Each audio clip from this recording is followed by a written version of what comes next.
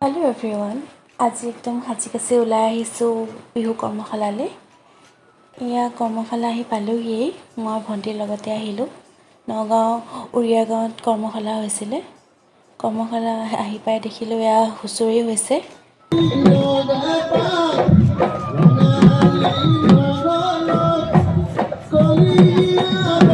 এইখিনিতে উপস্থিত হ'ল সেই জনপ্ৰিয় অভিনেত্ৰী প্ৰস্তুতি পৰাশৰ বাক ধুনীয়াকৈ আদৰণি জনোৱা হ'ল আৰু কিছুমান সন্মানো দিয়া হ'ল।